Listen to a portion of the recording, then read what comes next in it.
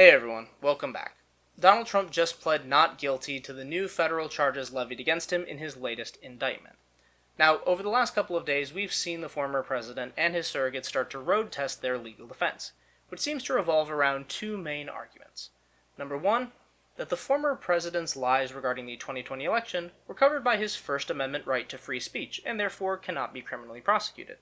And number two, that the former president truly believed that the 2020 election was stolen, and therefore he lacks the requisite criminal intent to have committed the crimes that are alleged in this indictment.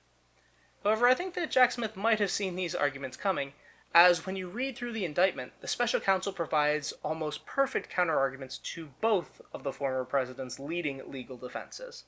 Let's start off with the First Amendment argument. The special counsel begins the indictment by conceding that yes, the former president has First Amendment rights, and that he can use his freedom of speech to tell as many lies as he wants about the 2020 election, with the exception that he can't tell those lies in court, as he would be under oath and therefore subject to the penalty of perjury. But in any other circumstance, he can tell whatever lies he wants to whomever he wants. However, the special counsel goes on to state that they're not charging Trump for his words, they're charging him for his actions. Actions like organizing fake slates of electors in various battleground states, providing those fake electors with resources and templates in order to make them appear more legitimate than they otherwise would be, putting pressure on various state and federal officials to find different ways to overturn the results and make sure that Donald Trump stayed in power, and even going so far as to attempt to install a lackey of his at the head of the Department of Justice so that that lackey, Jeffrey Clark, could then send out a letter from the Department of Justice claiming that there was official findings of voter fraud, when in fact the Department of Justice had found no such thing.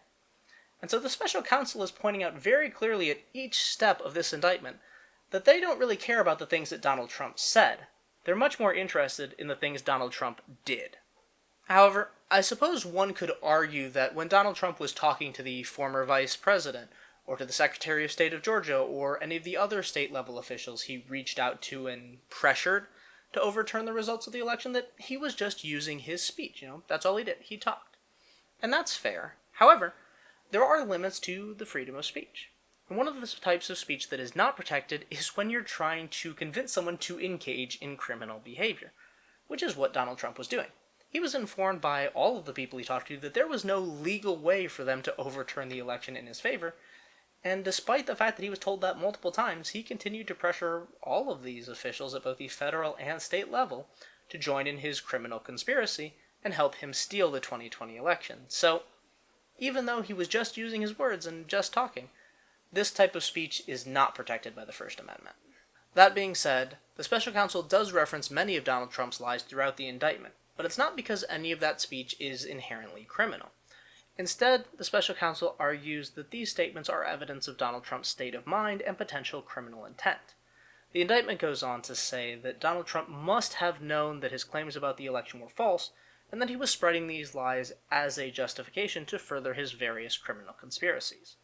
On the other hand, Donald Trump's lawyers are arguing that no, the former president genuinely believed that he had won the election, and that he was trying to pursue every legal option to remain in power, as he should if he had won, but that he was just a little bit clumsy in how he did it.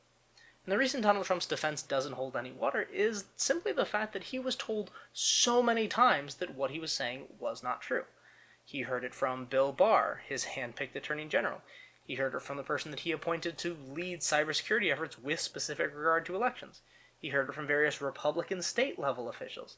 And really, everywhere you turn in this indictment, there's another Republican telling Donald Trump that, no, you lost the election, and there's no legal thing that we can do to keep you in power, despite the fact that we would love to have you for another 4 years. And when someone's been presented with that much evidence, I don't think there's a legitimate way that a rational person could continue to believe that they won an election, despite so much evidence to the contrary. However, I suppose Donald Trump's lawyers could spin this into a pseudo-insanity defense, where they claim that their client was so lost in his own ego and narcissism that he was blind to objective reality and lost in a delusion where he truly believed that he had won the 2020 election, and that delusion was fed by people like Giuliani and the My Pillow guy, and other far-right Republicans who kept telling him that voter fraud exists despite not actually being able to produce any evidence of it.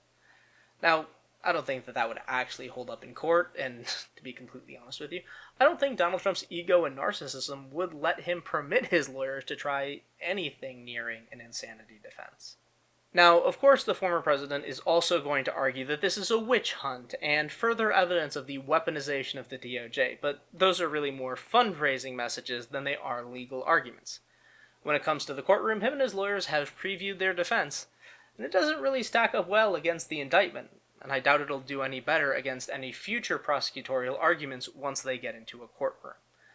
The special counsel has conceded that yes, the former president does have the freedom of speech, but that freedom does not protect him when he has committed criminal actions in his attempt to overturn the results of the 2020 election.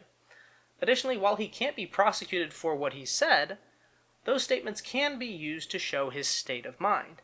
And given how many people told him that there was no fraud in the 2020 election, he must have known that he lost the election, and therefore any attempts that he would make to overturn those results and remain in power would be, by necessity, illegal. Think about it.